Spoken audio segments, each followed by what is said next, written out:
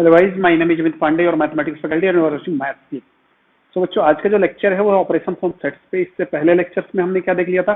Set का पूरा definition देख लिया था, टाइप्स ऑफ सेट देख लिए थे, उससे रिलेटेड कुछ एग्जांपल्स भी देखे थे हमने, जिसमें कुछ एग्जांपल्स प्रीवियस ईयर के भी थे, कुछ अच्छे एग्जांपल्स भी थे, जिससे हमारा कंसेप्ट थोड़ा क्लियर हो जाए। ठीक है, अभी देखने वाला ऑपरेशन ऑन सेट्स, ये भी काफी इंपॉर्टेंट है। रीजन ये है कि यहाँ से डायरेक्टली क्वेश्चन आता है, उससे पहले इनडायरेक्टली आया करता था, अब यहाँ से डायरेक्टली क्वेश्चन आने के चांसेस रहते हैं हमारे पास। तो ऑपरेशन ऑफ सेट्स में हम देखते हैं कि क्या क्या पढ़ना है। यूजुअली यहाँ पे 4 चीजें पढ़नी है। एक आपको पढ़ना है union of set, intersection of set, complement of set and difference of set या सबस्ट्रक्शन ऑफ सेट। तो ये चारों चीजें हमें यहाँ पे पढ़नी है, उसके बारे में हम डिटेल में डिस्कस करेंगे, एग्जाम्पल्स करेंगे, ये आगे लेक्चर में ये सारी चीजें आने वाली है। तो अभी देखते हैं ऑपरेशन ऑफ सेट्स में सबसे जो पहला पॉइंट होगा, ये इस ऑपरेशन का तो नहीं है, बट आप देखें पहला पॉइंट होगा वेन डायग्राम की। What is Venn diagram? Right है, क्योंकि पूरा जो अभी ऑपरेशन हम करेंगे ये वेन डायग्राम के थ्रू करने की कोशिश करेंगे, इससे समझने की भी कोशिश करेंगे, क्योंकि इसके थ्रू क्वेश्चंस इजी होते हैं और श्योर शॉर्ट होते हैं, मतलब करेक्ट होने के चांसेस बहुत ज्यादा रहते हैं। तो वेन डायग्राम होता कुछ नहीं है, वेन डायग्राम होता है पिक्टोरियल रिप्रेजेंटेशन ऑफ सेट बोलते हैं इसको। यदि मैं शॉर्ट में बात करूं तो this is pictorial representation of set. ठीक है, यदि सेट्स को मैं एक पिक्टोरियल फॉर्म में, तो आखिर में जब पिक्टोरियल रिप्रेजेंटेशन की बात हो रही है तो कैसे पिक्चर्स को हम इंट्रोड्यूस करेंगे? तो हम कुछ ज्योमेट्रिकल फिगर्स को इंट्रोड्यूस करते हैं। ठीक है ना, ज्योमेट्रिकल फिगर जहां पे where a circle, circle denotes circle क्या करेगा आपको? डिनोट्स अ सेट, सेट को सर्कल डिनोट करेगा, and rectangle denotes a universal set. This is universal set. मैं पूरा डेफिनेशन नहीं लिख रहा हूँ, डेफिनेशन आप आराम से किसी बुक से उठा के पढ़ लो, कोई दिक्कत नहीं है। मुद्दा है समझने का। क्या होता है, मैं क्या फिर से बोल रहा हूँ, वेन डायग्राम क्या होता है? पिक्टोरियल रिप्रेजेंटेशन ऑफ सेट्स होते हैं।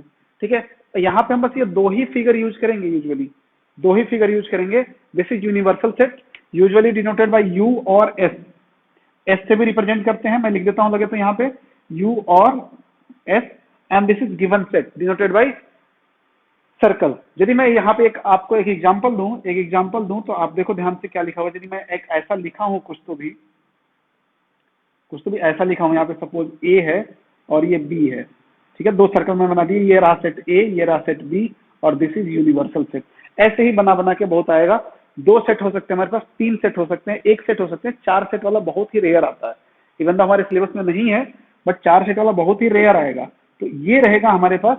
ठीक है, तो इसी को हम पढ़ने वाले हैं। This is called Venn diagram. अब बात होती है कि ये वेन क्यों है भाई? ये जो साइंटिस्ट ने ढूंढा ना इसको, उनके उनके नाम के साथ वेन के साथ का रिलेशन था। ठीक है, दैट्स वाई। अब मैं इसमें हिस्ट्री में नहीं जाने वाला हूँ, क्योंकि हिस्ट्री तो पढ़ नहीं रहे। हिस्ट्री पढ़ते तो मैं हिस्ट्री आपको डिफाइन करता। तो ये होता है वेन डायग्राम। तो बस इसमें वेन डायग्राम इतना ही समझना था। अब मैं बात करता हूँ यूनियन ऑफ सेट। मैं पहला ऑपरेशन लेता हूँ, ठीक है ना। अब मैं यहाँ से स्टार्ट करता हूँ ऑपरेशन ऑन सेट। क्या स्टार्ट कर रहा हूँ? ऑपरेशन ऑन सेट्स की बात करें। ठीक है, ये मेरा टॉपिक है। इसका पहला पार्ट जो होगा वो मैं कर रहा हूं यूनियन ऑफ सेट। सेट्स ले लो, चूंकि 2-3 सेट कितने भी आ सकते हैं, यूनियन ऑफ सेट। ठीक है ना, ये यूनियन हमने जीरो लेक्चर में भी देखा था कि यूनियन हम कैसे निकालते हैं। सेम फंडा है यहाँ पे। ठीक है ना, ऐसा कुछ भी नहीं है कि यहाँ अलग है वहां अलग है। आप पूरा डेफिनेशन वहां से कॉपी कर सकते हो, पूरा कंसेप्ट वहां से कॉपी कर सकते हो, बट यहाँ मैं क्या करूंगा? मैं वेन डायग्राम भी इंट्रोड्यूस करूंगा। ध्यान से सुनना मैं क्या बोल रहा हूँ। यहाँ पे मैं क्या करूंगा? वेन डायग्राम भी इंट्रोड्यूस करूंगा। तो यूनियन ऑफ सेट क्या हो जाएगा? If we have 2 sets. बेटा मैं डिफाइन नहीं कर रहा हूँ, बट डेफिनेशन आपको नहीं लिखा रहा हूँ, मैं बस आपको क्या कर रहा हूँ, समझाने की कोशिश कर रहा हूँ। डेफिनेशन यूनियन और इंटरसेक्शन का आपको ऑलरेडी लिखवाया दिया गया है।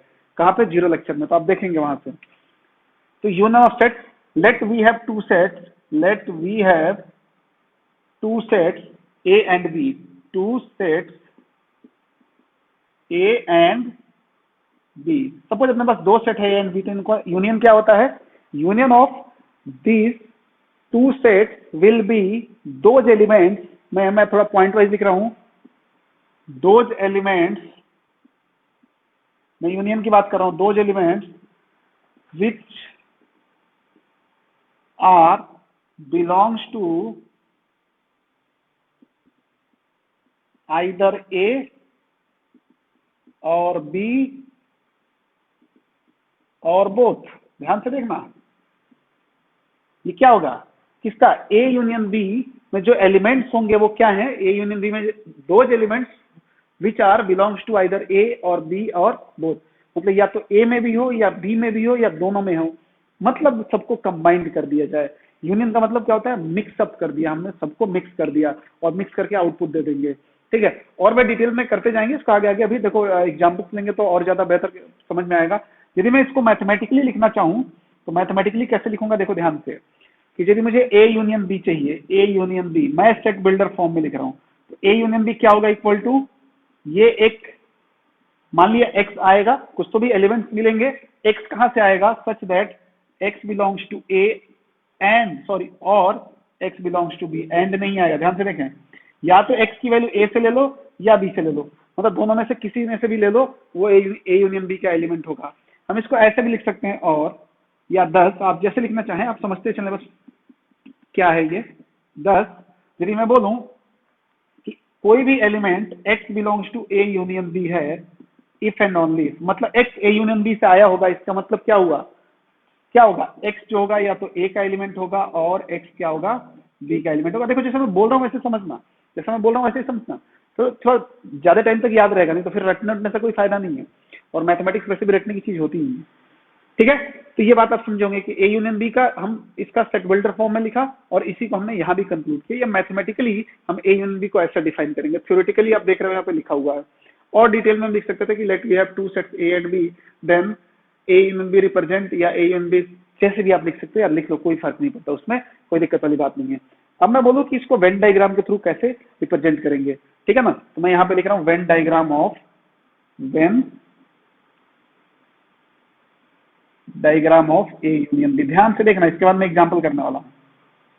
ए यूनियन बी का वेन डायग्राम यही इंपॉर्टेंट है, क्योंकि आने वाले टाइम में हम फिर क्वेश्चंस करेंगे, बहुत मजेदार वाले क्वेश्चंस करेंगे, और वो क्वेश्चंस बहुत मजे भी आते हैं करने में और आते भी हैं, यूजुअली बहुत ज्यादा आते हैं। तो Venn diagram of A union B, देखो 3 डायग्राम में बनाऊंगा, आप समझना ध्यान से। अभी ये मत सोचे कोई कि 3 डायग्राम क्यों बनाया जा रहा है, 3 टाइप के सेट्स हमारे पास मिलेंगे, 3 ऑपरेशन लगेंगे, दैट्स व्हाई मैं 3 डायग्राम बना रहा हूँ। ठीक है, डायग्राम नंबर 1, दिस इज 1, चलो यहाँ पे रहने दो, यहाँ पे लिख देता हूँ 1 2 एंड 3, राइट है ना। अब देखो मैं 2 सेट लेता हूँ, ए यूनियन बी, मतलब 2 सेट चाहिए हमें, ए भी चाहिए और बी भी चाहिए, तो मैं ले लिया यहाँ पे, देखो एक तो ये रहा हमारा ए और ये रहा बी, ये रहा ए और ये रहा बी, बी को मैं अंदर लिख देता, ये तो आपको पता ही यूनिवर्सल सेट होगा, बस क्या क्या कर रहा हूँ देखते रहो आप, ये तो यूनिवर्सल होगा, ये तो सबको पता है, ये हो गया ए और बी, और ये हो गया ए और ये हो गया बी। इसका मतलब ए जो सेट है और बी जो सेट है, इन दोनों का रिलेशन आप बता सकते हो, बी जो सेट है वो ए के पूरा पूरा अंदर है, बी सेट ए के पूरा पूरा अंदर है, set B entirely inside set A, it means यहां पे क्या लिखा हुआ है, B is subset of A, देखो है ना, यहां पे क्या लिखा हुआ है, ना ए बी का सबसेट है ना बी ए का सबसेट है, तो हमने क्या बोल दिया, here here neither A subset of B और बी सबसेट ऑफ ए, यहां पे कुछ भी नहीं है, और यहाँ पे दोनों सेट क्या है, दोनों में कुछ भी कॉमन नहीं दिख रहा, देखो ये क्या दिखा रहा है, ये कॉमन दिखा रहा है, ये बीच में है ना, ए सेट ऐसे जा रहा है, बी भी ऐसे आ रहा है ना, तो देखो दोनों एक दूसरे में थोड़ा थोड़ा जा रहे हैं ना, इसका मतलब दोनों में उतने एलिमेंट्स कॉमन होंगे। अब कोई बोलेगा इतने कितने एलिमेंट्स होंगे, वो तो क्वेश्चन में गिवन रहेगा, अभी हम बस रिप्रेजेंट कर रहे हैं। ये क्या होगा, कुछ भी कॉमन नहीं, मतलब डिसजॉइंट सेट्स हैं।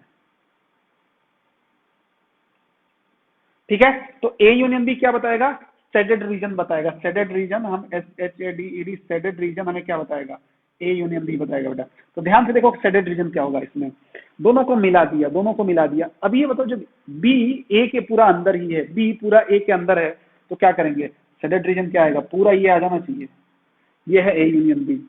इस केस में ध्यान से देखो, आप समझना एक बार, अभी एग्जाम्पल से भी समझने वाले हैं, this is A union B and here दोनों अलग अलग है, तो क्या हुआ, दोनों को मिलाना तो पड़ेगा ना, तो ये रहा हमारा shaded region and this is represent A union B. ये तीनों ए यूनियन बी को रिप्रेजेंट कर रहे हैं। शेडेड रीजन हमेशा ही जब भी ऑपरेशन अपन करेंगे, इंटरसेक्शन भी करेंगे, तो वहां भी शेडेड रीजन ही हम यूज करेंगे। तो शेडेड रीजन हमारे क्या बताएंगे, हमारे आउटपुट्स को बताएंगे, तो यहाँ पे ए यूनियन बी क्या हो जाएगा, ऐसा हो जाएगा। मैं छोटे छोटे एग्जाम्पल्स देता हूँ इनके, एग्जाम्पल से पहले आप एक बार पूरा लिख लो, फिर मैं मिटा रहा हूँ। ठीक है, तो एग्जाम्पल लेते हैं इसके बारे में। मैं सबसे पहले वाले के रिस्पेक्ट में एग्जाम्पल लेता हूँ, देखना ध्यान से। मैं एग्जांपल ले रहा हूँ ए यूनियन बी का।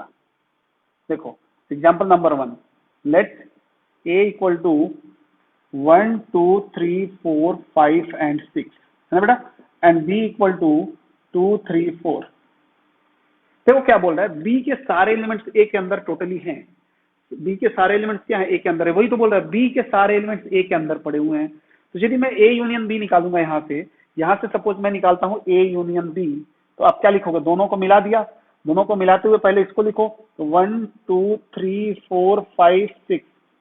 ठीक है, सेट का रूल होता है कि इसमें एलिमेंट्स रिपीट नहीं होने चाहिए और इमटेरियल होते हैं, मतलब किसी को आगे पीछे लिख सकते हो, ऐसा कोई दिक्कत नहीं है, रिपीटेशन अलाउ नहीं होता है। ये मैंने आपको 0 लेक्चर में बता दिया है।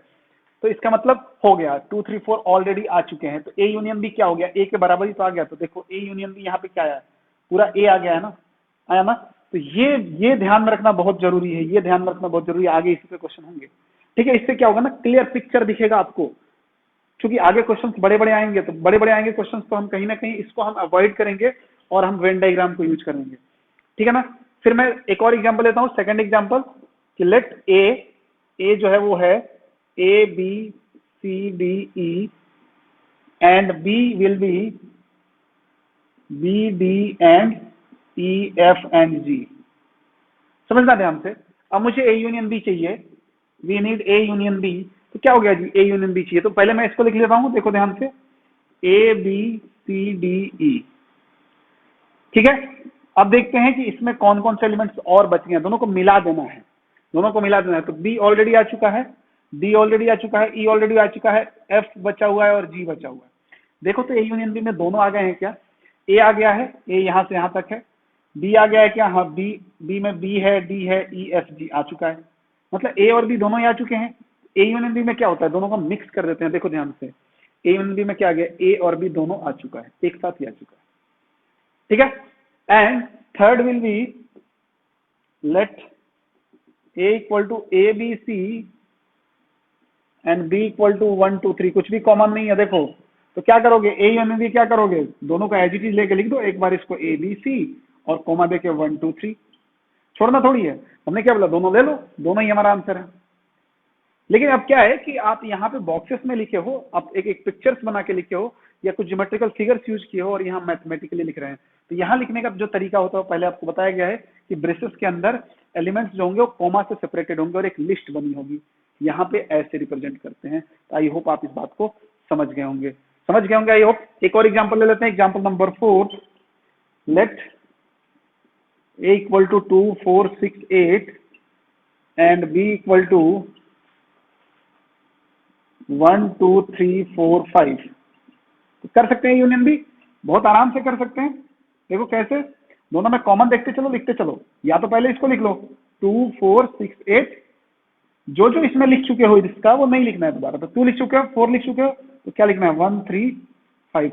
कोई बोले कि सर यदि मैं ऐसा लिखूं ए यूनियन बी थोड़ा अच्छे से 1 2 3 4 5 6 8, तो क्या गलत है क्या ये गलत है क्या, ये भी आंसर है हमारा और ये भी आंसर है, कि कौन सा सही है, मतलब दोनों ही सही है।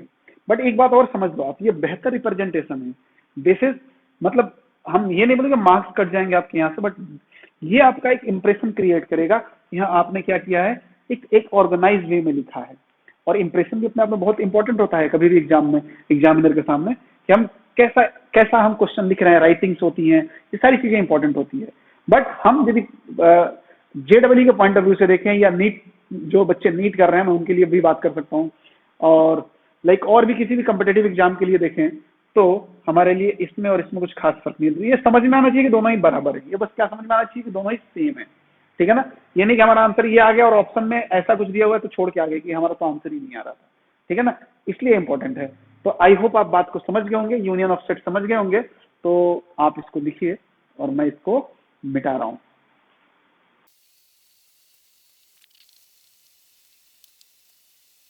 ओके, तो नेक्स्ट जो हमारा है वो प्रॉपर्टीज ऑफ यूनियन है।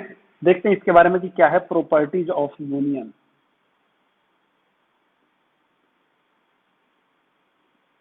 ठीक है, बहुत बेसिक सी प्रॉपर्टीज है, बहुत बेसिक सी प्रॉपर्टी है, आप देखेंगे इसको ध्यान से।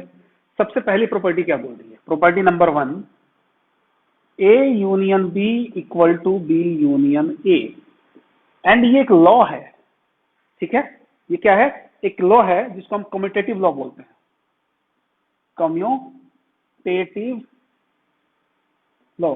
यदि ये याद रहता है आपको कि कम्यूटेटिव लॉ है तो बेहतर है, नहीं याद रहता तो भी पैनिक होने की जरूरत नहीं है। जरूरत क्या है, हमें इसको याद रखें। मतलब ए यूनियन बी का मतलब ए और बी में कॉमन लें, या सॉरी ए और बी को मिलाएं या बी और ए को मिलाएं, बात तो सेम ही है। दैट्स वाई ये बहुत इजी वे में समझ सकते हो आप, कोई दिक्कत नहीं है, ठीक है। सेकंड पॉइंट यदि मैं बोलूं ऐसे A union B union C equal to A union B union C, ये भी बराबर होता है, ध्यान से देखें। और इसको क्या बोलते हैं हम, एसोसिएटिव लॉ। क्या बोलते हैं बेटा, एसोसिएटिव लॉ। ये लॉ कितनी बार आ चुके हैं, स्टार्टिंग से कितनी बार आ चुके होंगे, इसका कोई मतलब अता पता नहीं है कि कितनी बार आ चुकी है। एसोसिएटिव लॉ है। मैं चाहूँ तो थोड़ा देर के लिए आपको इसको समझाने की कोशिश करता हूँ with the help of Venn diagram. देखो ध्यान से, मैं एक वेन डायग्राम बना रहा हूँ, ठीक है। मुझे ये रहा, अच्छा देखो एक बार, 3 सेट एट ए टाइम हम कैसे बनाएंगे, ऐसे बनाते हैं, यूजुअली ऐसे ही बनाया करो, ठीक है। ये 3 सेट्स हैं हमारे पास। ये तो यूनिवर्सल सेट है, मैं लिखूं या ना लिखूं आपको समझ में आना चाहिए कि जो रेक्टेंगुलर शेप में या स्क्वायर शेप में आपको लिख रहा है यूनिवर्सल सेट है।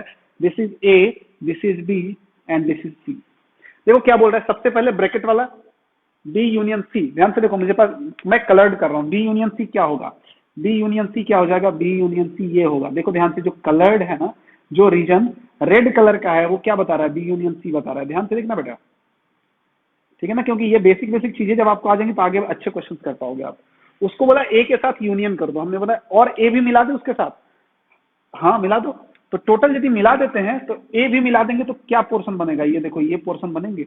ए भी मिला दिया और इसको भी रखना ही तो है, बी यूनियन सी भी रखना है, तो ये तो टोटल मिल गया। अब मैं इधर का देखता हूं, ध्यान से देखो, ये तो हमारा क्या था, एलएचएस था। अब मैं आरएचएस की बात कर रहा हूं, समझना अच्छे से। मैं यहां भी एक डब्बा बना लेता हूं और यहां भी तीनों सेट बनाता हूं। एक सेट ये रहा, एक दूसरा ये रहा, तीसरा ये रहा। इसको ए बोला, ये बी है और ये सी है, and this is universal set, है ना। फिर इसमें क्या बोला, सबसे पहले ए यूनियन बी निकालो। हमने बोला ठीक है जी, ए यूनियन बी निकालते हैं। तो ऑब्वियस सी बात है, जब आप ए यूनियन बी निकालोगे तो आपके पास ये रीजन आएगा, ए और बी का टोटल रीजन कवर हो जाएगा। ध्यान से देखो, होगा ना, ये रीजन कवर हो जाएगा यूनियन बी में। अब बोला सी को भी मिला दो साथ में। यूनियन का मतलब क्या होता है, मिक्सअप कर दो, मिला दो, ऐड कर दो। बोला सी, तो बोला कि सी का तो कुछ पोर्शन ऐड है, मतलब जो बचा है वो भी ऐड कर दो ना। जब इसको भी ऐड कर देंगे तो टोटल, मैं इसको भी ऐड कर दिया, तो इसको भी ऐड कर दिया, तो टोटल कितने रीजन हमारे पास सेटेड आ गए, टोटल सेटेड रीजन कितने आ गए, सी के ये पोर्शन तो ऑलरेडी एडेड थे, तो टोटल रीजन कितने आ गए, सारे ही आ गए, और यहाँ भी सारे ही आ गए। तो A union B union C equal to A union B union C, ये क्या बोलता है, एसोसिएटिव लॉ बोलता है हमारे पास। फिर हमारे पास आता है तीसरा पॉइंट, आइडेंटिटी लॉ। तीसरा पॉइंट क्या बोलता है, आइडेंटिटी लॉ। क्या बोलता है, ए यूनियन 5 समझते हो ना, null set is equal to A. मतलब किसी सेट में कुछ भी नहीं मिला होगा तो क्या रह जाएगा, सेट रह जाएगा। इसको हम क्या बोलते हैं, आइडेंटिटी लॉ, आइडेंटिटी लॉ। तो ये बहुत बेसिक सी चीजें हैं। फोर्थ, एडम्पोटेंट लॉ की बात करूं तो मैं बोलूं ए यूनियन ए क्या होगा, ये हो जाएगा। किसी सेट को फिर से उसी सेट के साथ यूनियन करोगे और मिलाओगे तो क्या मतलब है, कोई मतलब ही नहीं है यहाँ पे, तो क्या हो जाएगा, ए हो जाएगा। तो इसको हम क्या बोलते हैं, एडम्पोटेंट लॉ। अब इसका जो है कुछ खास रोल नहीं है या कुछ लॉजिक नहीं है कि मैं आपको बता पाऊं कि इसको एडम्पोटेंट लॉ क्यों बोलते हैं। And last fifth will be, हमारा 5 हो गया, ए यूनियन यूनिवर्सल सेट। यदि मैं यूनिवर्सल सेट यहाँ पे एस ले लेता हूँ, एस क्या होगा, यूनिवर्सल सेट, तो क्या हो जाएगा, एस हो जाएगा। ध्यान से देखना, इसको हम बोलते हैं यूनिवर्सल लॉ। ये तो आप याद कर सकते हो, इसका लॉजिक है, यूनिवर्सल सेट के साथ यूनिवर्सल लॉ आता है, ठीक है ना। देखो मैं इसको भी डायग्राम बना के बता सकता हूँ आपको। ये जो टोटल है, टोटल का मतलब पूरा रेक्टेंगुलर जो बॉक्स है वो क्या है, यूनिवर्सल सेट है, और इसके अंदर ए है हमारे पास, तो इसके अंदर हमने ए बना दिया, ये रहा ए। अब बोला दोनों का यूनियन ले लो, तो दोनों का यूनियन ले लो का मतलब दोनों को मिला दो। अरे भाई तो ये तो इसके अंदर ही बैठा हुआ ना, मिलाएंगे तो भी क्या आएगा हमारे पास, ये टोटल रीजन आ जाएगा, ये टोटल रीजन आ जाएगा, सेडेड रीजन है कि नहीं, समझ गए बात को। ये सारे सेडेड रीजन कैसे भी आप सेडेड कर सकते हो, बस समझ में आना चाहिए क्या है। तो हमारे पास क्या हो जाएगा, एस आ जाएगा। मैं यहाँ पे यू लिया हूँ, एस लिख देता हूँ, क्या करता हूँ, एस लिख देता हूँ। ठीक है ना। यू क्यों नहीं लिया, क्योंकि यूनियन भी लगाना था, तो यूनियन यू आएगा तो थोड़ा अच्छा नहीं लगेगा, दैट्स व्हाई मैंने नहीं लिया। ठीक है, तो ये होता है हमारा पूरा यूनियन का गेम रहता है। ये नहीं कि कल खत्म हो गया यहीं पर, बहुत कुछ है, बट यूनियन में हम इतनी चीजें जो बेसिक बेसिक चीजें हमें कवर करनी है। तो आई होप आप इस बात को समझ गए होंगे। ठीक है, अब ऑपरेशन नंबर 2 देखते हैं, इसमें सेकंड ऑपरेशन क्या होता है। पॉइंट नंबर 2 आपको पता भी होगा वैसे, intersection of set. Intersection of set, ठीक है, इंटरसेक्शन ऑफ सेट्स की बात कर रहे हैं, मतलब दो सेट में जो कॉमन एलिमेंट्स हम उनके बारे में लिखने वाले हैं। ठीक है ना। तो अब यहां पे भी मान लिया कि हमारे पास दो सेट है, ये भी मैं जीरो लेक्चर में आपको बता चुका था। मान लिया कि दो सेट है, let we have two sets A and B. तो ए इंटरसेक्शन बी क्या हो जाएगा, A intersection B, those elements, मैं थोड़ा सा शॉर्ट में लिख रहा हूं इसको, those elements which are element of A and B both, और कॉमन एलिमेंट बोल सकते हैं। क्या बोल सकते हैं, कॉमन एलिमेंट बोल सकते हैं, है ना। क्या होगा, ए इंटरसेक्शन में क्या होता है, दो elements which are elements of A and B both, मतलब दोनों का ही एलिमेंट होना चाहिए। ठीक है, यदि इसको मैं मैथमेटिक्स के फॉर्म में लिखूं तो कैसे लिखूंगा, ध्यान से देखो, यदि मैं सेट बिल्डर फॉर्म के फॉर्म में लिखने की कोशिश करता हूँ, सेट बिल्डर फॉर्म इसका, तो क्या लिखूंगा, A intersection B equal to let x such that x belongs to A and x belongs to B. समझना, एंड और का मतलब क्या होता है, और का मतलब होता है ऑल्टरेशन, मतलब या तो ये नहीं तो वो, दोनों में से कोई एक चलेगा। एंड का मतलब दोनों ही होना चाहिए। इसको देखते हो मैं ऐसे भी लिख सकता हूं, 10 क्या लिख सकता हूं, if x belongs to A intersection B, if and only if. देखो यदि ऐसा है, इसका मतलब क्या हुआ होगा, एक्स यदि ए इंटरसेक्शन बी में से आया है, एक्स एलिमेंट है ए इंटरसेक्शन बी का, इसका मतलब एक्स ए का होगा एंड एक्स बी का भी होना चाहिए, तभी तो इंटरसेक्शन आया। तो हमने क्या बोल दिया, if and only if x belongs to A and x belongs to B.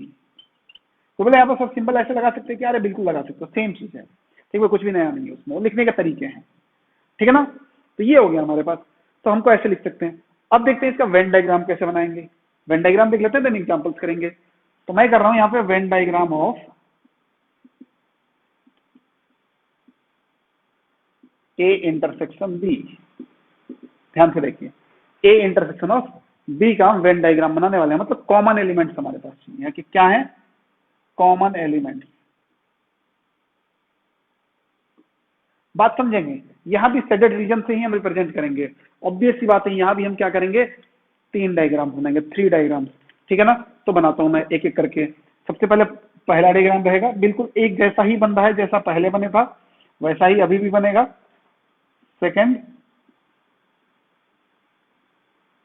And third,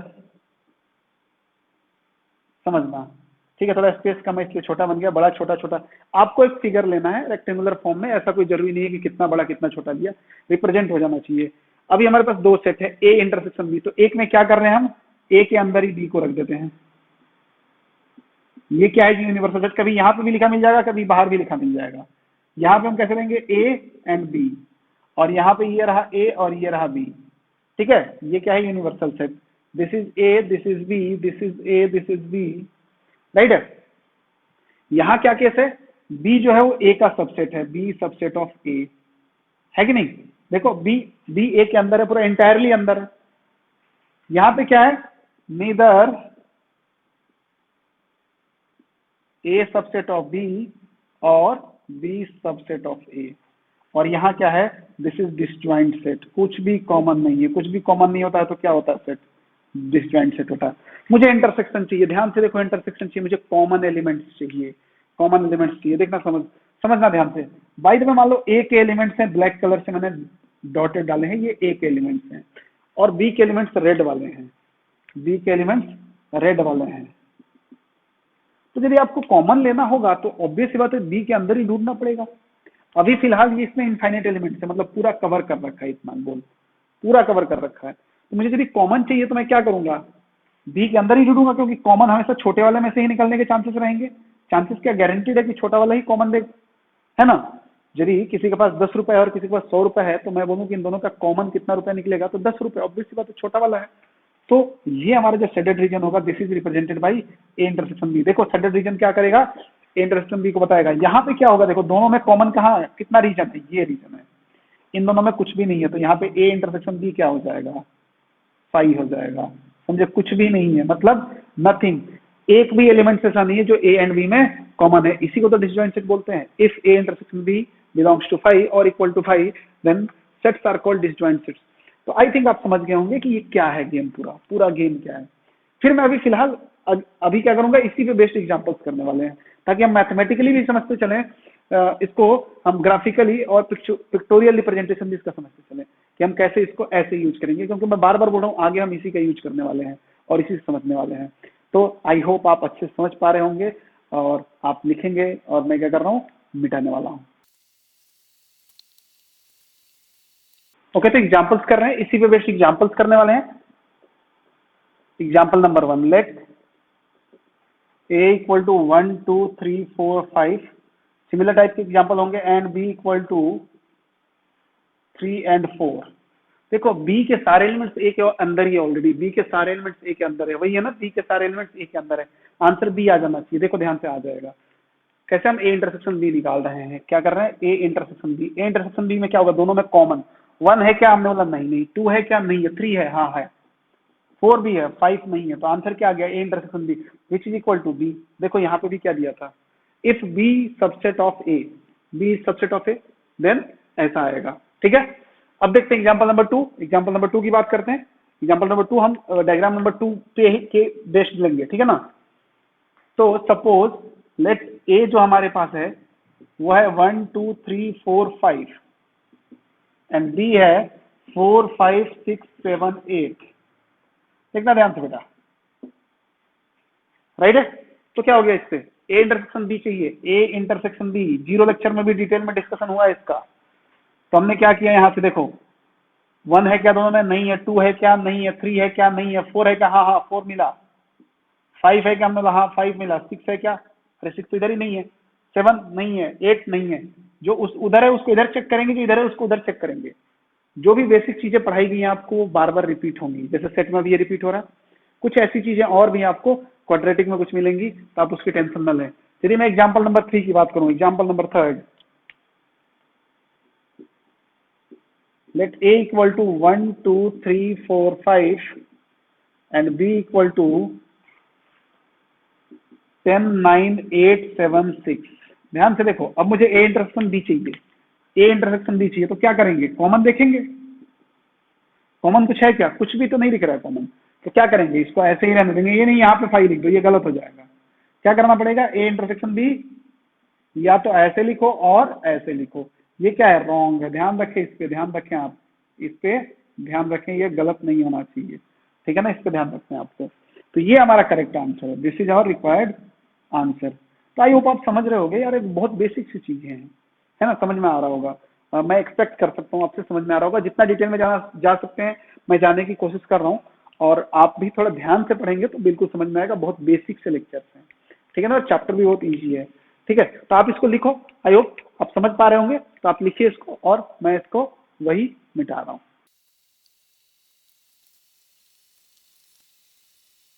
ठीक है, अब देखते हैं properties of intersection, properties of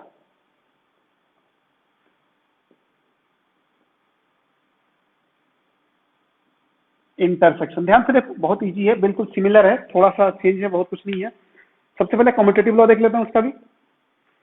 point number 1 कि A intersection B equal to B intersection A, बिल्कुल कोई दिक्कत नहीं है, कम्यूटेटिव लॉ,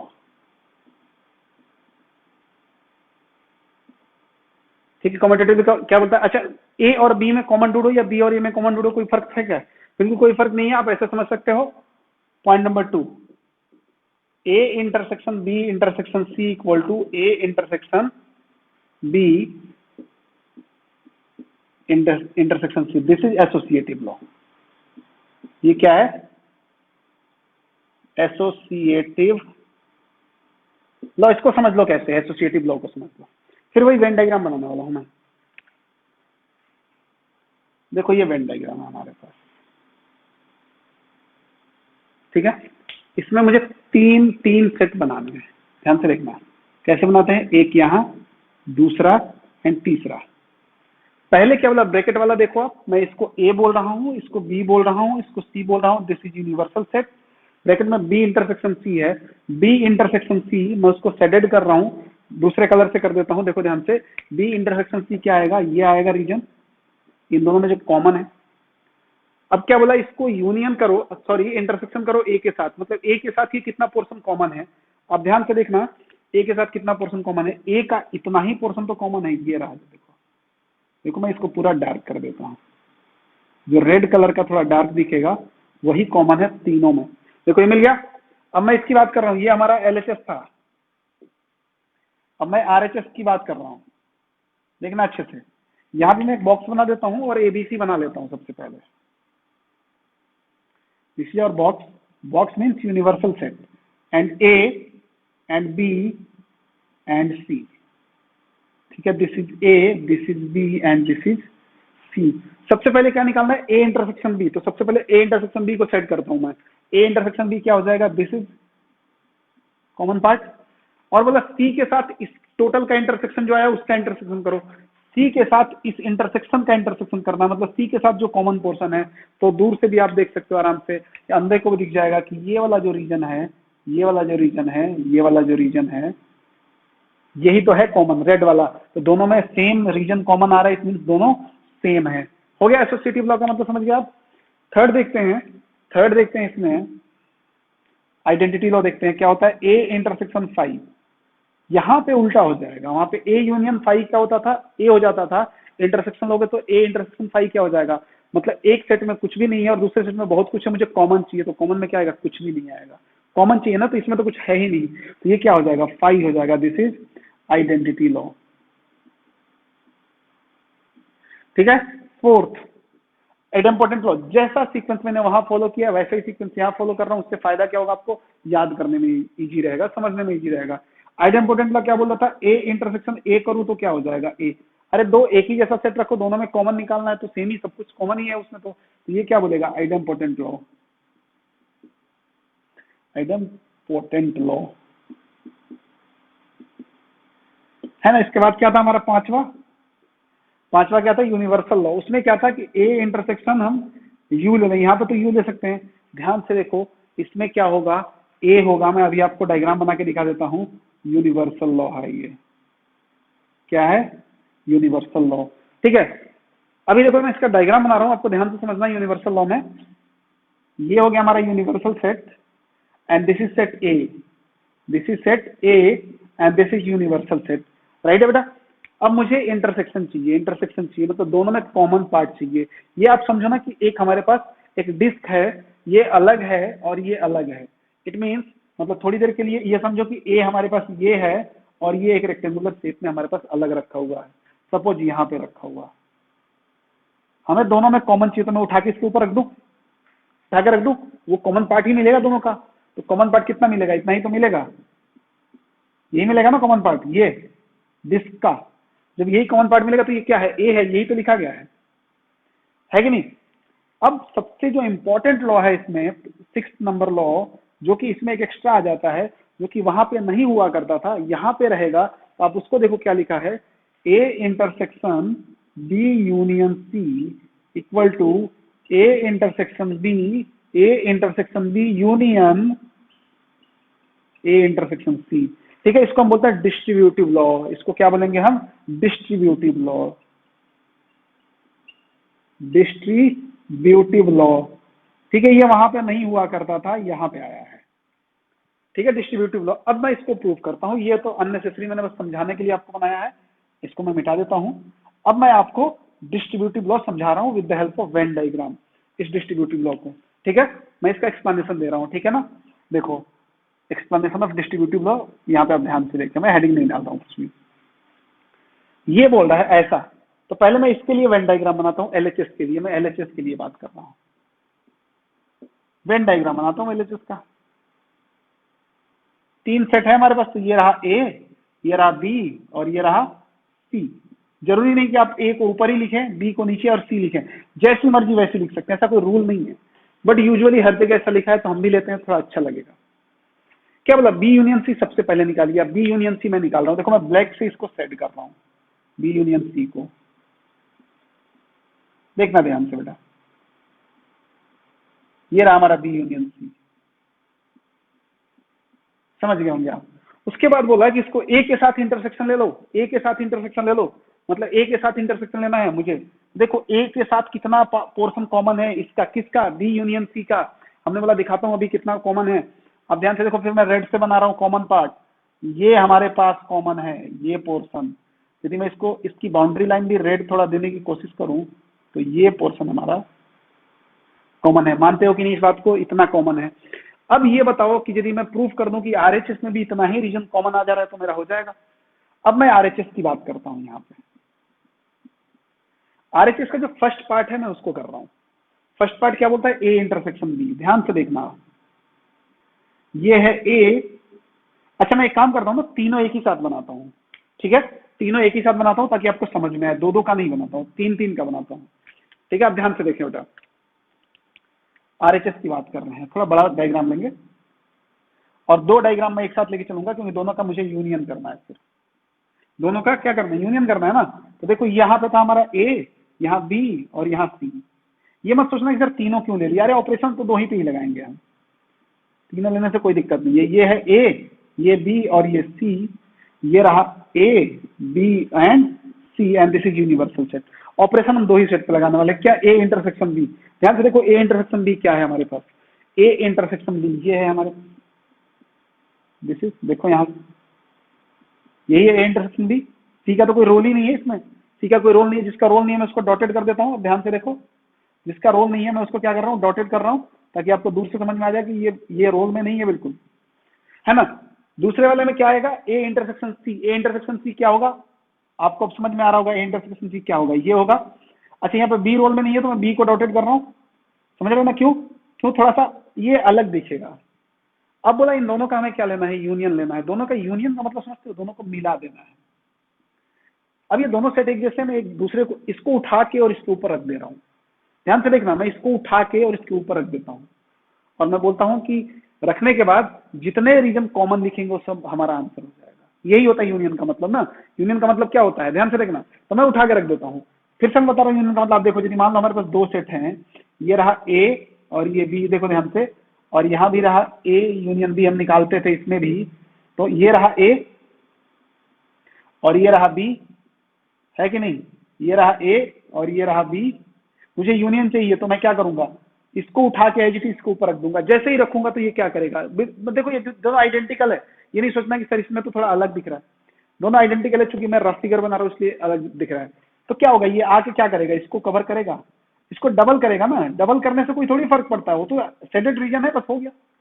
तो वैसे ही जब उसको मैं उठा के इसके ऊपर रखूंगा तो देखो क्या क्या कवर करेगा, और जो जो कवर करेगा वही हमारा आंसर होगा, ठीक है। ये वेन डायग्राम क्या होता है, क्लैरिटी देता है हमें, क्लियर कट पिक्चर दिखा देता है आपको। तो यदि मैं उसको उठा के रखता हूँ, ध्यान से देखो, ये वाला रीजन कहाँ आएगा, ये वाला रीजन यही रीजन है क्या, ए इंटरसेक्शन सी वाला। देखो ए इंटरसेक्शन सी वाला ये आएगा तो क्या करेगा, इसको और कवर कर लेगा। जब इसके ऊपर रखेंगे तो क्या करेगा, इसको और कवर कर लेगा। अरे क्या सेम आंसर आ गया क्या हमारा। वहां पे रेड वाला हमारा ये था, हमारा ये रिक्वायर्ड था, ये हमारा रिक्वायर्ड था, और यहाँ पे क्या है, ये हमने प्रूव कर दिया। तो यहाँ से क्या हो गया, ये प्रूव हो गया। Hence this distributive law is prove with help of Venn diagram. समझ में आया क्या, नहीं समझ में आया तो खुद से बना के देखो, एक बार समझ में आना चाहिए आपको। खुद से बना के देखो, रिवर्स करके देखो लेक्चर को और समझने की कोशिश करो। मैं बहुत इजी वे में लेके चल रहा हूँ फिर भी, क्योंकि वेन डायग्राम बहुत इंपॉर्टेंट है। वेन डायग्राम अभी भी नहीं काम आएगा, आगे भी काम आएगा। जब आप बीटेक करोगे, बीटेक के बाद बहुत सारे कॉम्पिटेटिव एग्जाम में वेन डायग्राम आता है, ठीक है ना। तो आई होप आप समझ पा रहे होगे और आप इसको लिखोगे और मैं फिर मिटा रहा हूँ।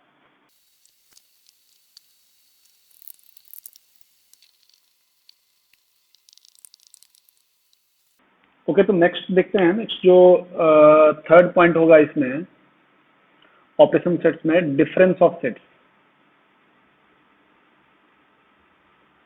डिफरेंस ऑफ सेट्स की बात कर रहे हैं, ठीक है। इसमें कहीं ना कहीं ऑर्डर इंपॉर्टेंट होगा कि हम ए माइनस बी कर रहे हैं या बी माइनस ए कर रहे हैं, ठीक है। तो आप इसका डेफिनेशन लिख सकते हो, या पहले समझ लो, डेफिनेशन लिख लो, चाहे समझ लो, कोई फर्क नहीं पड़ता। यदि मैं ए माइनस बी की बात कर रहा हूँ, ए माइनस बी की बात कर रहा हूँ, ठीक है, सेट ए है, सेट बी है, तो आप डेफिनेशन लिख लो कि the difference of two set A and B in this order, the difference of two set A and B in this order is the set of all those elements of set A is the set of all those elements of set A which are not element of set B, which are not element of set B। समझें ध्यान से क्या बोल रहा है, A minus B का मतलब, ठीक है ना, क्या बोल रहा है, A के वो सारे एलिमेंट्स, A के सारे वो एलिमेंट्स होने चाहिए और B के एलिमेंट्स निकाल दो। मतलब देखो ध्यान से क्या मतलब है, मैं एक एग्जांपल लेता हूँ, छोटा सा एग्जाम्पल समझना क्या बोल रहा है कि इफ ए जो है कुछ ऐसा है 1 2 3 4 5 है एंड बी क्या है 2 3 4 है, मुझे ए माइनस बी चाहिए। ध्यान देखिए, A minus B is not equal to B minus A, पहले ही बता दिया, ऑर्डर इंपॉर्टेंट है। तो क्या बोला कि is the set of A minus B is the set of all elements of set A, all those elements of set A which is not या which are not element of B, मतलब जो B का element है वो यहाँ से हटाओ इसमें से, तो देखिए यहाँ से क्या बचेगा 1 and 5, ठीक है। बाय द वे मान लो मैं एक C और ले लेता हूँ और वो कुछ ऐसा हो जाए 5 6 7 और मुझे A माइनस C निकालना हो। ध्यान से देखें आप इस बात को, ध्यान से देखें, A माइनस C निकालना हो तो क्या करेंगे, इसका मतलब हम आंसर जो देना होगा वो ए के थ्रू ही देंगे, आंसर ए के थ्रू ही देना है आपको, तो आंसर में ए के थ्रू देना है, लेकिन क्या सी हटा देना है, सी के सारे एलिमेंट्स हटा देने हैं इसमें से। सारे का मतलब वो सारे एलिमेंट्स जो इसमें प्रेजेंट हैं, समझ रहे बात को, वो सारे एलिमेंट्स जो इसमें प्रेजेंट है। तो देखो 5 प्रेजेंट है, मतलब हाँ हटा दो, 6 तो है ही नहीं तो ऑटोमेटिकली हटा हुआ है, 7 भी नहीं है तो ऑटोमेटिकली हटा हुआ है, तो ये क्या हो जाएगा 1 2 3 एंड 4। तो ये जरूरी नहीं कि सारे एलिमेंट्स यहाँ प्रेजेंट हो, ठीक है। तो इसका मतलब समझ गया, यदि मुझे सब्सट्रैक्ट करना है तो यदि मैं a माइनस सी बोल रहा हूँ या a माइनस बी बोल रहा हूँ तो b के वो सारे एलिमेंट्स मैं हटा दूंगा जो a में प्रेजेंट है, बात खत्म है। यही होता है डिफरेंस ऑफ सेट। तो आप डेफिनेशन कई तरीके से पढ़ सकते हो, ठीक है ना। तो एक बात हम यहाँ पे हम यही निकाल रहे हैं, ठीक है ना। तो यहाँ पे मैं नोट डाल के आपको बता दूं, a minus B is not equal to B minus A, सीधी सीधी बात है, b माइनस ए नहीं होगा। यदि मैं यहाँ से आपको बोलूँ कि b माइनस ए निकालना है, सपोज यहाँ से देखो ध्यान से, मैं आपको बोलूं कि b माइनस ए निकाल दो, तो b माइनस ए क्या करोगे, b में से वो सारे एलिमेंट हटाओगे a के जो यहाँ प्रेजेंट है, b में से a के सारे प्रेजेंट एलिमेंट हटाने हैं। तो a का एलिमेंट 1 है क्या, इसका मतलब नहीं। 2 है क्या, तो हम 2 हटाना पड़ेगा, 3 हटाना पड़ेगा, 4 हटाना पड़ेगा, 5 तो वैसे भी नहीं है, सब कुछ तो हट ही गया। b का आंसर यही से देना है, b का सब कुछ हट गया तो क्या बच गया, 5 बच गया। मैं बोलूँ c माइनस ए करूँ तो ए के वो सारे एलिमेंट हटा दो सी में से जो एक एलिमेंट प्रेजेंट है। ए का 1 है क्या सी में, नहीं है। 2 है क्या, नहीं है। 3 नहीं है, 4 नहीं है, 5 है, तो 5 हटा दो इसमें से और क्या बच जाएगा यहाँ पे 6,7। तो आप डायरेक्टली देख सकते हो कि 1 2 3 4 इज नॉट इक्वल टू 6 7, है ना। 2 सेट सारी कब इक्वल होते हैं, 2 सेट जब both elements are same and number of elements are same, जो कुछ भी नहीं है। तो ये आपको हमेशा याद रखना है, ये नहीं कि a minus B equal to B minus A, और यूजुअली मैथमेटिक्स में भी नहीं होता है, ठीक है। अब मैं इसके तो एग्जांपल्स हो गए, और एक एग्जांपल लेता हूं। सपोज ये एग्जांपल नंबर 1 है and this is example number 2। मैं एग्जांपल नंबर 3 ले रहा हूं। मान लो हमारे पास a गिवन है a b c d और b गिवन है d हटा दो चलो f g h, और मैं बोला a माइनस बी बताओ। फिर वही बात, a में से हटाने हैं कुछ एलिमेंट्स, कौन से, b वाले। मतलब b वाले एलिमेंट है क्या यहाँ पे, मतलब कोई है ही नहीं, तो क्या हटाओगे, कुछ नहीं हटाओगे, तो सीधा सीधा a को लिख दोगे। a क्या हो जाएगा, a b c d है तो ही हटाएंगे, नहीं है तो नहीं हटाएंगे। तो आई होप आप बात को समझ गए होंगे कैसे निकालते हैं a माइनस बी। अब मैं इसका वेन डायग्राम देख रहा हूँ, Venn diagram of a minus B, ध्यान से देखना, Venn diagram of a minus B का अलग काम है, b माइनस ए का अलग काम है, ये बात आप पहले भी समझ चुके हो। मैं इसको सेपरेट कर दिया। अब देखो यहां मैं 4 डब्बे बनाऊंगा, ठीक है, 4 बनाता हूं। तो ये रहा 1,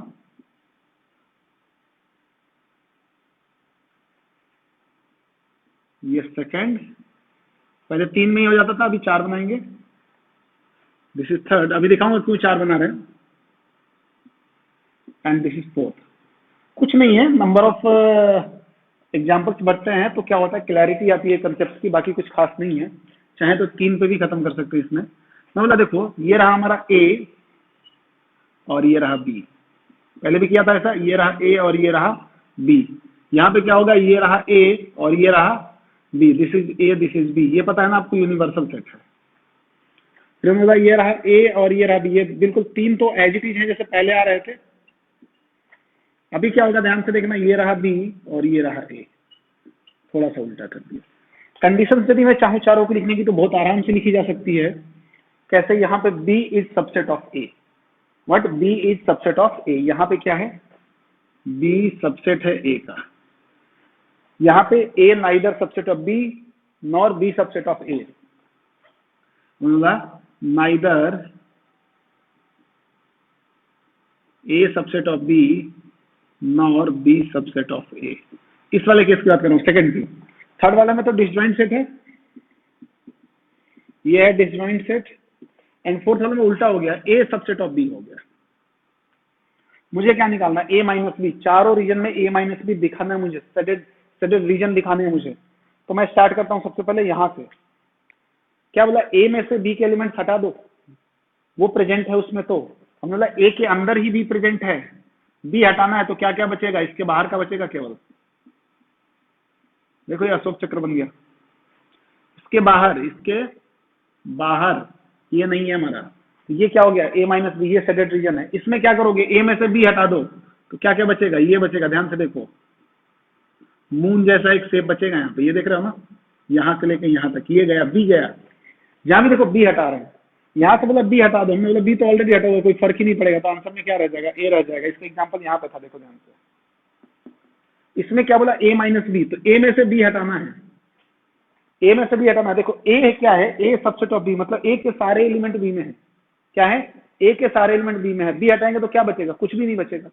तो सारे एलिमेंट एज इट इज है, और ए में तो कम है, और भी और लगे तो ए में तो क्या है, कम है। मैं इसका एग्जाम्पल यदि आपको यहाँ पे लिखूं फोर्थ, कि मैं ले लूं ए आपको ले लूं ऐसे 4 and 8, और बी ले लूं 4 8 16 32, और मैं बोलूं ए माइनस बी करना है, तो क्या बोला, बी के सारे एलिमेंट हटाओ जो ए में है, तो बी के 4 हटा दिया, 8 हटा दिया, अब बचा क्या, ए तो खत्म हो गया, तो क्या बचा 5। तो यहाँ भी आपका आंसर क्या हो जाएगा, 5, मतलब ए माइनस बी क्या हो जाएगा, 5 हो जाएगा।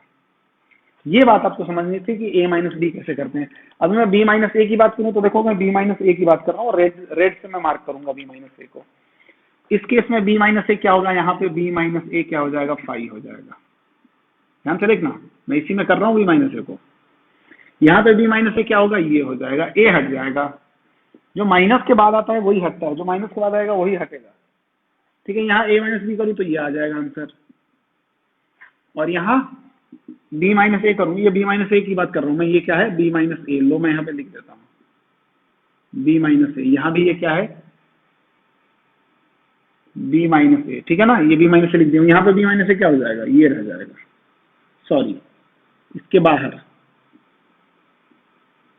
ठीक है ना, सिमिलर है, कुछ नहीं है, दिस इज बी माइनस ए। बात समझ रहे होंगे आप, किसको हटाना है, किसको एलिमिनेट करना है, ये इंपॉर्टेंट है। ठीक है, तो आप इसको समझ के लिखें, और मैं मिटा रहा हूं।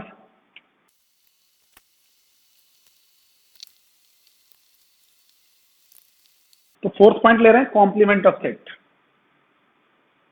फोर्थ ऑपरेशन जो है वो है complement of set. Complement of, किसी भी सेट का कॉम्प्लीमेंट निकालेंगे। असल में होता क्या है कॉम्प्लीमेंट ऑफ सेट, कुछ नहीं होता, universal set minus that set. मान लिया कि हमारे पास सेट ए है, तो कॉम्प्लीमेंट क्या होता है, एस माइनस ए, मतलब ये डिफरेंस वाली प्रॉपर्टी पे ही डिपेंड करता है। तो बहुत आसानी से समझ सकते हैं। तो मैं चाहूं तो डेफिनेशन इसका लिख सकता हूं, डेफिनेशन आप लिख सकते हो। डेफिनेशन क्या है, complement of a set, the complement of a set A is a set of those element of universal set, is a set of those element of universal set, those elements of universal set which are not elements of set ए। मैं एक set ए की बात कर रहा हूं, तो complement of set ए का मतलब क्या रहा?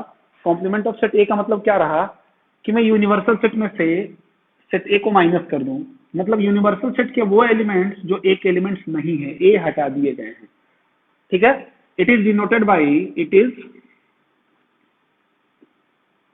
डिनोटेड बाई ए कॉम्प्लीमेंट, ऐसे लिख सकते हैं, और A dash also. A dash भी ए कॉम्प्लीमेंट बताएगा, और ए के ऊपर सी छोटा सा, ठीक है ना, ये भी क्या बताएगा? ए कॉम्प्लीमेंट बताएगा। तो यदि मैं इसका एक एग्जाम्पल ले लूं, चलो पहले वेन डायग्राम देख लेते हैं इसका। चलो एग्जाम्पल ही ले लेते हैं। एग्जाम्पल लेता हूं मैं, सपोज एग्जाम्पल नंबर 1। लेट हमारे पास एक यूनिवर्सल सेट दिया हुआ है 1 2 4 8 10, चलो 16 ले लिया, 32 64, and set A 1 2 3 4 up to 10। मुझे ए डैश चाहिए, बताओ ना भाई, ए डैश चाहिए। ए डैश चाहिए, इसका मतलब क्या है? यूनिवर्सल सेट में से ए को माइनस कर दो, A dash is equal to S minus A, right है? एस माइनस ए कर लेते हैं। एस में से ए के सारे एलिमेंट्स हटा दो, तो 1 हटेगा क्या? हमने बोला हाँ हटेगा। हट रहा है इसमें 2 हट रहा है, 4 भी हटेगा, 8 आएगा क्या इसमें? हमने हाँ 8 आएगा।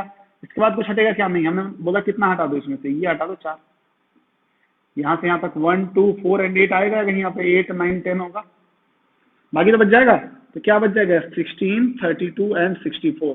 It means complement of set is nothing but it is a property of difference of set. एक डिफरेंस ऑफ सेट को हमने एक्सटेंड कर दिया तो कॉम्प्लीमेंट ऑफ सेट मिल गया। अब इस हिसाब से कई सारे एग्जांपल दे सकता हूँ। एग्जांपल नंबर 2 में ले लिया कि इफ एस, एस ले लो या यू ले लो, दोनों सेम होता है, दोनों से नोटेशन होता है यूनिवर्सल सेट का। मैं बोला A B C D E F G H I and set A will be suppose 1 2 3 4। मैं बोला A डैश चाहिए, क्या करो? A को हटाओ इसमें से, A के सारे एलिमेंट्स हटा दो जो इसमें प्रेजेंट है। हम बोला A के वो एलिमेंट जो इसमें प्रेजेंट है, कोई नहीं है प्रेजेंट है, तो क्या कर दिया हमने? A डैश का एज इट इज रहने दिया, जो कि S हो जाएगा। ठीक है ना? तो इसको हमने S माइनस A लिखा, और that will be A B C D E F G H and I, right है ना? मतलब ये क्या आ गया? S आ गया। तो बस वही बात है, डिफरेंस यदि आपको आता है, डिफरेंस कैसे करते हैं? यदि मुझे एस माइनस ए करना है, तो ए के वो सारे एलिमेंट जो इसमें प्रेजेंट है उसको हटा दो और ये लिख दो। ए माइनस एस होगा तो उल्टा हो जाएगा काम। तो बिल्कुल जो बताया जा रहा है वही करें। अब मैं वेन डायग्राम बना रहा हूं, उसका Venn diagram of complement of set. Venn diagram of complement of a set. समझे? मैं ए डैश के लिए वेन डायग्राम बना रहा हूं। यूजुअली मैं ए डैश से ही रिप्रेजेंट करूंगा। ठीक है, देखो क्या है, बनाता हूं मैं। ए डैश को मैं रिप्रेजेंट करा रहा हूं, ध्यान से देखना। 3 4 करा लेंगे, मतलब अलग अलग टाइप के। ये रहा ए, अब सिंगल सेट की बात हो रही है, और ये रहा यू। यू में से क्या करना है? ए को हटा देना है, ए को हटा देना। तो ए इतना हटा दो काट के इसमें से, तो क्या बच जाएगा? क्या रीजन बचेगा? देखो इसके बाहर बाहर के सारे रीजन बच जाएंगे, इसके बाहर बाहर के सारे रीजन बचे रहेंगे। दिख रहा है ना? तो ये हो गया हमारा जो सेडेड रीजन है, ए के बाहर बाहर का वो ए डैश हो गया। सडन आपसे कोई ये पूछे कि ए यूनियन बी का आप बता दो कॉम्प्लीमेंट। अभी आगे पढ़ने वाले हैं, ये टेंशन ना लो, फिर भी मैं अभी आपको यहाँ बता रहा हूँ। देखो इससे हम एक फॉर्मूला भी बना सकते हैं, इसकी प्रॉपर्टी होती है, वो आगे पढ़ेंगे। देखो क्या करेंगे। तो फटाफट हमने एक वेन डायग्राम बनाया, एक वेन डायग्राम बनाएंगे, उसमें ए यूनियन बी पहले ही बना लेंगे। ये रहा ए or B. A union B का मतलब क्या होता है? पूरा ये होता है कि नहीं? ये है ए और ये है बी, और ये रहा यूनिवर्सल सेट। क्या बोला? ए यूनियन बी का कॉम्प्लीमेंट चाहिए। इट मीन्स क्या हुआ? यूनिवर्सल सेट में से ए माइनस बी हटाना है, ए यूनियन बी हटाना है, यही तो मतलब है। तो यूनिवर्सल सेट में से ए यूनियन बी हटाओगे तो क्या क्या बचेगा? देखो ये ब्लैक वाला जो रीजन है शेडेड वाला, यही तो बचेगा।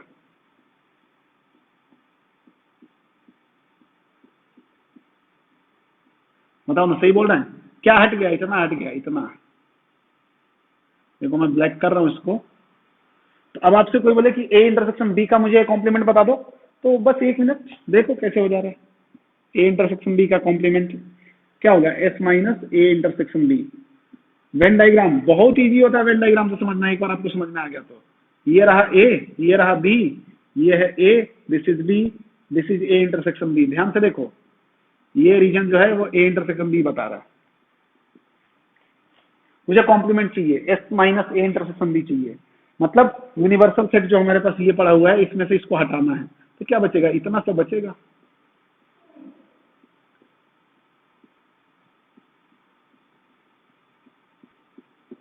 ठीक है, तो बात आप समझ रहे होंगे कैसे होगा। आप थोड़ी देर के लिए इसको ऐसे भी लिख सकते हो, ये भी तो आएगा भाई, ध्यान रखिए गलती ना करें, कितना माइनस होगा, इतना, ये बस बीच वाला पोर्शन कम हो जाएगा। तो पूरा डिफरेंस है ये, बस नाम एक दे दिया कॉम्प्लीमेंट ऑफ सेट, और इसका भी हमने बहुत यूज करना है, बहुत यूज होना है। और मैं बता दूं आपको, सेट थ्योरी आपको अच्छे से आनी चाहिए, यहाँ से स्पेशली जो वेन डायग्राम से कर रहे हैं। रीजन ये कि जब आप प्रोबेबिलिटी पढ़ोगे तो ये सारी प्रॉपर्टीज हम इंप्लीमेंट करेंगे डायरेक्टली प्रोबेबिलिटी पे, डायरेक्टली इंप्लीमेंट होगा। तो डायरेक्टली होगा तो इसका मतलब ये है कि अभी अच्छे से पढ़ लो तो बाद में आराम मिल जाएगा, और अभी अच्छे से नहीं पढ़ो तो फिर बाद में दोबारा पढ़ना पड़ेगा। तो 2 बार पढ़ने से अच्छा ना एक बार अच्छे से पढ़ लो, तो 2 चैप्टर हो जाएंगे, और 2 बार अच्छे से पढ़ने पे भी एक ही हो पाएगा। तो आप चूज कर लो, आप वैसे भी चालाक हो, कोई दिक्कत है नहीं। तो आज के लेक्चर के लिए मैं इतना ही रहने देता हूँ, फिर आगे देखेंगे कि एग्जाम्पल्स वगैरह भी करने इससे, और भी हम इसमें फर्दर आगे प्रोसीड करेंगे। अब अच्छे अच्छे क्वेश्चन आएंगे और मजे आएंगे इसमें। Thank you.